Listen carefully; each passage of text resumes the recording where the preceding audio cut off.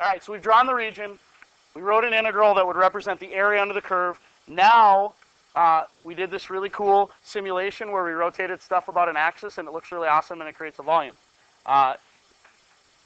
Here's how you put it into practice on an actual exam. I learned a long time ago that I have a gift in art. Do you have a gift in art?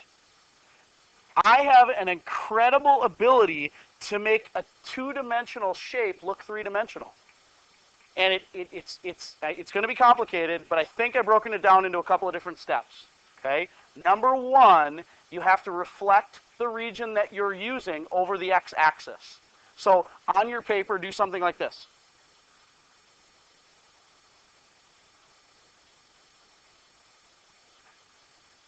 Okay, it's close, right?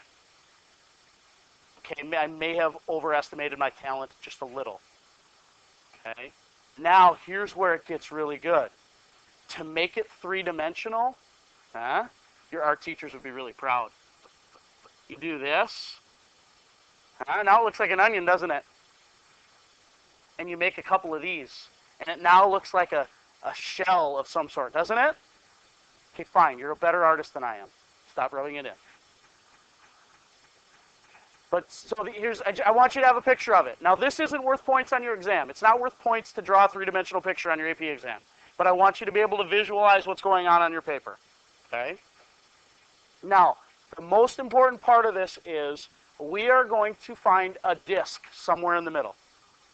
This onion, so to speak, is composed of a whole bunch of really thin disks. A whole bunch of really thin disks stacked next to each other. Picture slips of paper. You got a really tiny circular piece of paper here, and then you've got a little bigger circular piece of paper, and you can imagine what it would look like if you stacked up a whole bunch of pieces of paper, right? Do pieces of paper have a lot of thickness or a little thickness? A little thickness, but if you put 100 of them together, you get some thickness there, right? You're creating a shape. So you could stack up pieces of paper to do this, okay? Now the question, not the question, but the key phrase that you want to consider here is you're going to take a cross section.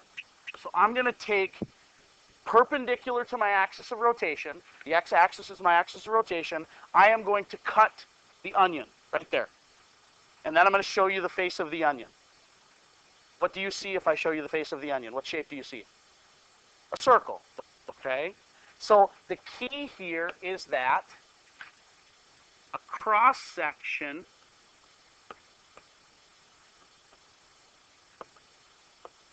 is a circle,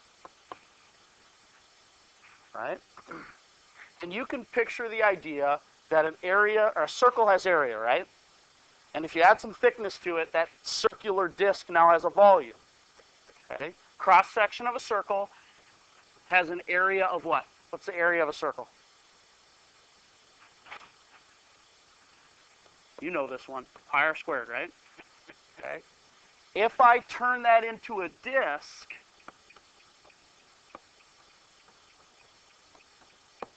and I spell disc with a C. I don't know. You could use a K, I guess. The volume of a disc is what?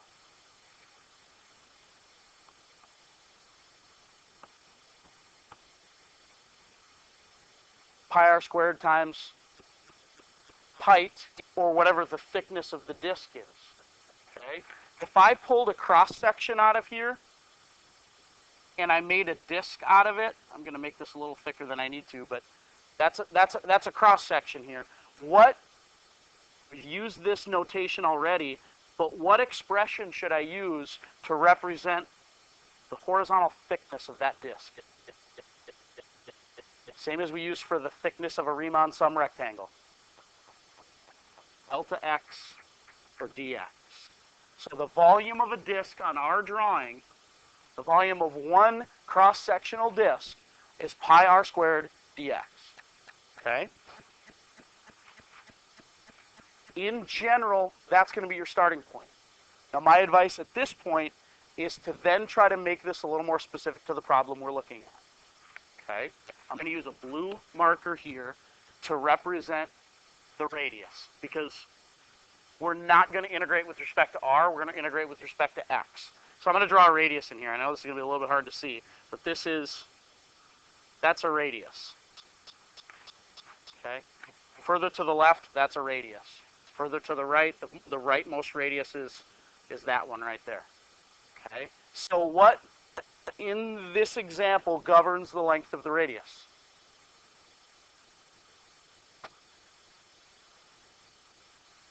F of x, the height of the function.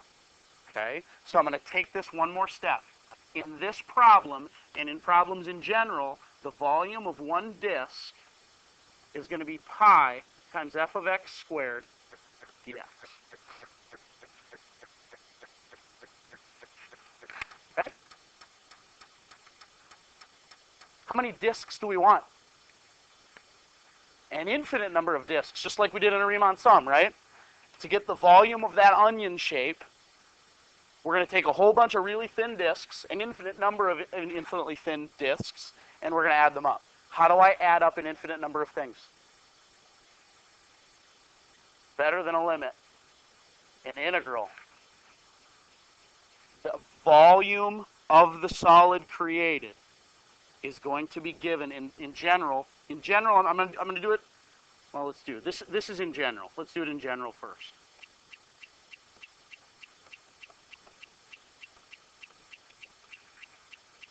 Using the disk method, that's the framework you're going to follow. Okay? For this specific problem, all we really have to do is, first of all, put in the function,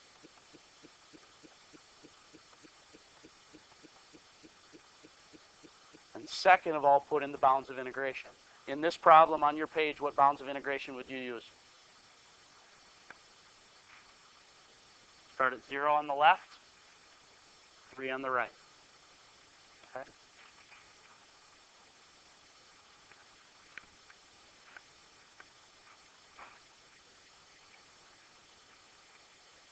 That's most of what we're doing today. That's almost all of what we're doing today. The only difference before the end of the hour is we're also going to, the next example, we're going to talk about rotating about the y-axis. So it's just like this much different. And we're also going to talk about what happens if the middle is empty. We're going to get to that in just a sec. Okay. Is this doable without a graphing calculator? A couple of you are shaking your head no. Is it doable? What would you have to do first? What? Okay, find an antiderivative. Recommendation would be, because I've got a function squared, the easiest way to deal with this, advice, just a piece of advice. Pi is just a scalar multiple, right? Put the pi out front, take care of it at the end, and then I would FOIL this. X to the fourth, minus 4x cubed, minus 4x cubed, so minus 8x cubed, plus 16x squared dx. Now, we could argue all day if we want about whether or not this is doable by hand.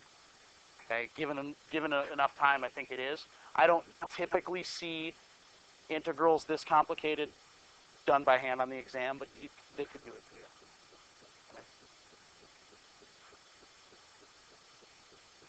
Best advice would be grab your graphing calculator if it's available for you. All right. Let's go on to the next example. Okay. We're going to use disks again. However you spell disks. I don't know. I spell disks that way because I'm a child of the 80s. Consider the region bounded by the hyperbola x equals 2 over y, the line y equals 1, the line x equals 0, and the line y equals 4 revolved around the y-axis. What's different here? We're going to rotate about the y-axis. It's not going to be a different process, but our cross-section is going to look a little different. Okay?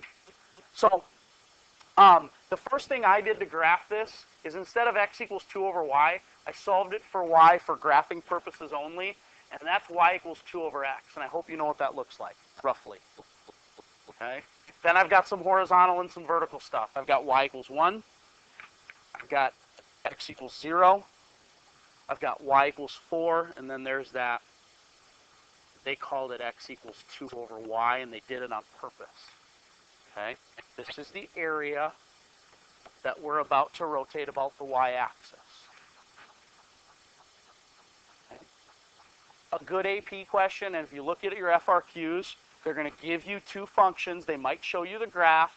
They're going to say part A is to write and evaluate an integral that represents the area shown.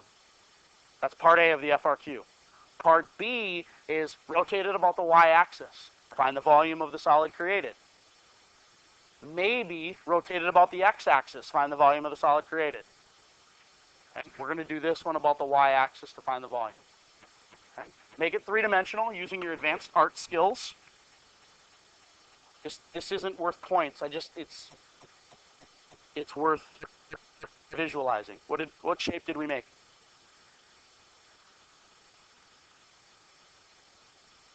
What is it? It's a volcano. Awesome.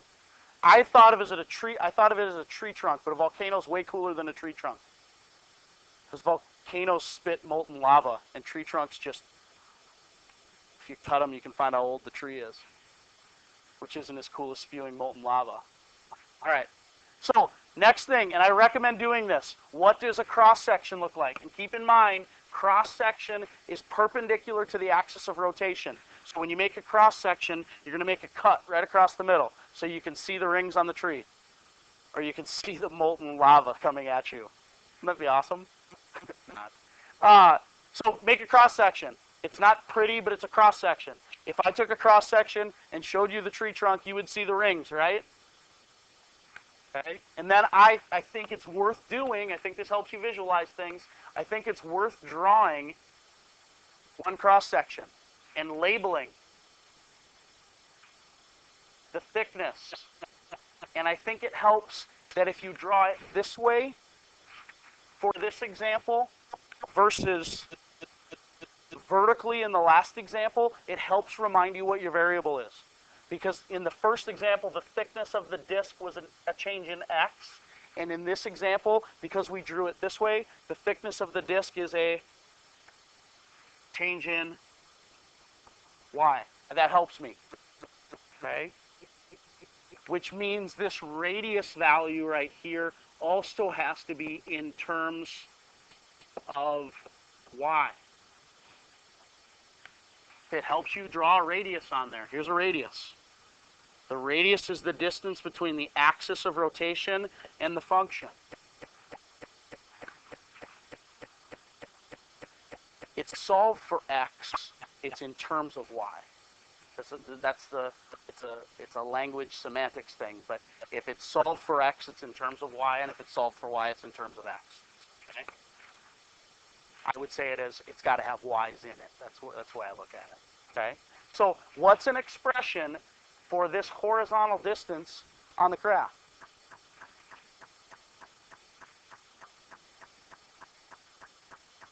Two over y, right? So if I set up my integral, pi radius squared dy, what goes inside the parentheses?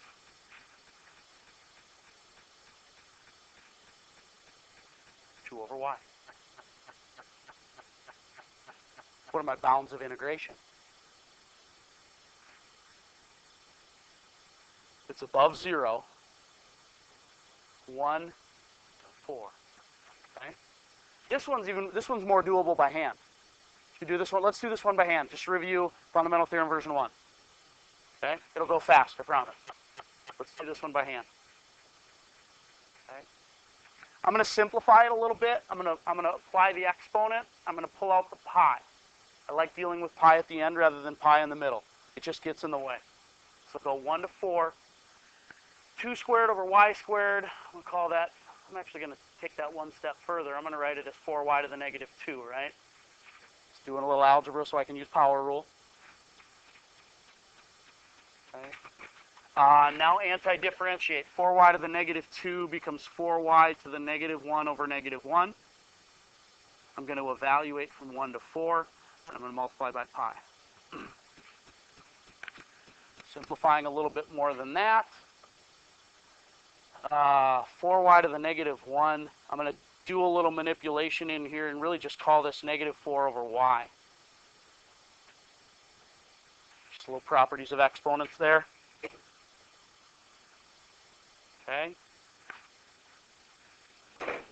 Then I'm going to put in the 4 and the 1. So this is going to be pi negative 4 over 4 minus negative 4 over 1.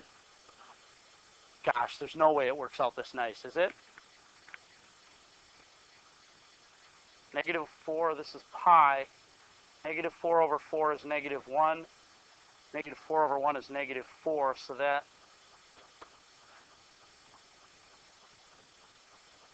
Who would have thought? Okay? Little fundamental theorem 1 practice there. That's bonus.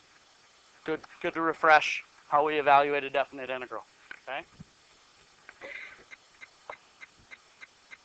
I made a graph for you on example 3.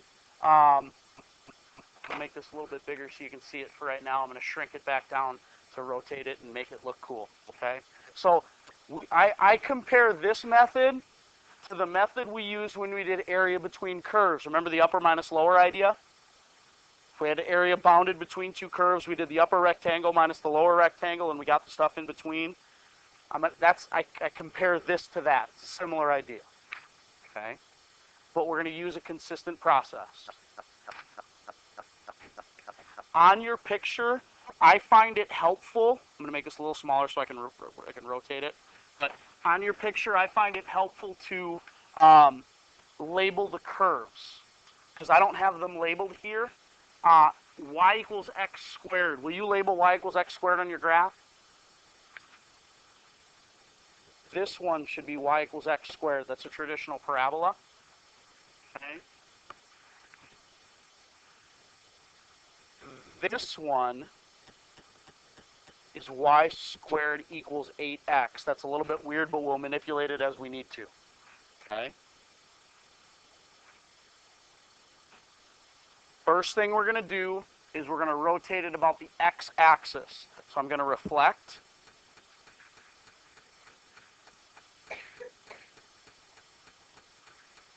And I'm going to use my advanced art skills to make it three-dimensional. Okay? We have now created a sideways bowl where the bottom of the bowl is a single point, probably going to leak milk because it's too thin. And the edge of the bowl is a really sharp corner out here. Okay? And as we go across the bowl varies in thickness. Okay? Really important to wrap your mind around this question rather than any others. Somebody might ask, well, are we going to measure how much the bowl holds? Or are we going to measure the surface area of the bowl?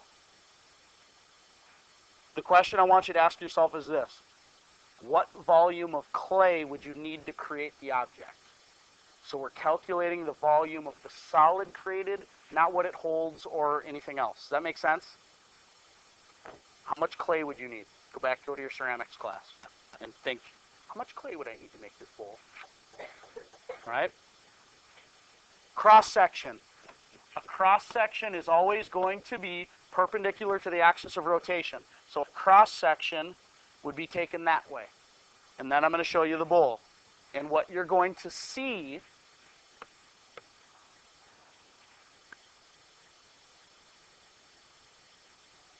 on most places on the bowl is a washer. Okay? And then, I guess if I were consistent with what I did before, I might draw it like this and give it a little bit of thickness. Doesn't really matter. It's like a donut. Donuts are good. Okay? How do I find the volume of a washer? Go back to geometry. Volume of a washer. Okay, you've got an outer cylinder and you've got an inner cylinder. Okay? So what is the volume? Let's do it this way. I'm going to draw from the center to the outer radius, and I'm going to call it what? Make your geometry teachers proud. Center to the outer circle. What letter are you going to use? Give me more. Which R? Big R. Excellent. Your geometry teachers are happy with you. You're going to use a capital R for the outer radius. Okay?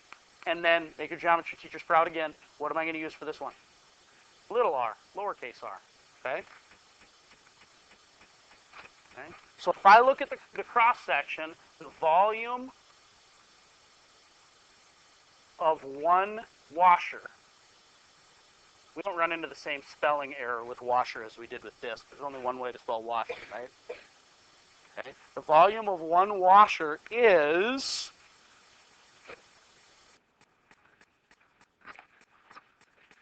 pi times outer radius squared minus pi times inner radius squared dx. Because in this example, our washer is aligned vertically, so it's got a dx on it. So therefore, our integral looks like this. I don't like writing pi twice, guys, so how can I save myself time? I can put it out front. Outer radius squared, inner radius squared dx. Okay? That's your framework when you're dealing with washers. When the bowl is empty, this is your framework. Okay? If we're integrating in this way, the red curve or the blue curve, which one is the outer radius, red curve or blue curve?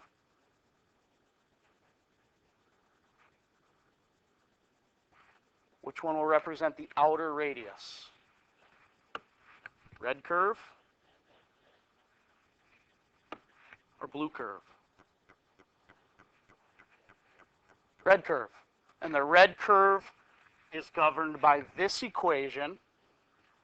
Do I need to do something, or can I put this in as it is? I need to square root it because I'm doing dx's, I need x's. And if I need x's, I need to solve for y. So this is y equals the square root of 8x. It's actually plus or minus the square root of 8x. But I don't need both. Why not? Because it's squared, it's a distance. Okay? So in here goes the square root of 8x. In the outer one, do I need to do anything to the function, or do I just put it in? Put it in. Okay? Simplify as needed. This one's not actually bad to do by hand either. I'm not going to go all the way through it, but if you needed to do this one by hand, you'd do. That's not terrible, right? Oh, we didn't do the bounds of integration, guys. What are the bounds of integration? Let's go back to our graph. Start at 0, end at whatever this is, wherever they intersect again. Where is it? X equals 2. Should we go through the algebraic way of finding that? We really do this. Set the y's equal to each other. Square both sides. That's a little scary.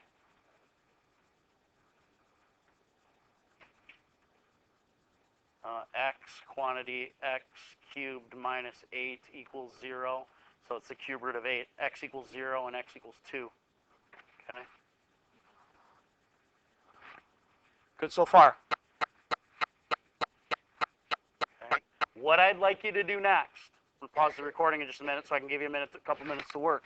What I'd like you to do next over the next 5 minutes is I'd like you to write an integral that represents the volume of the solid created with this exact same region, except rotated about the y-axis. First step, draw a new picture, and then rotate it about the y-axis. I'm going to give you a couple of minutes to do that. Your goal right now is to write appropriate integrals in terms of y to rotate that region about the y-axis. Here's your integral.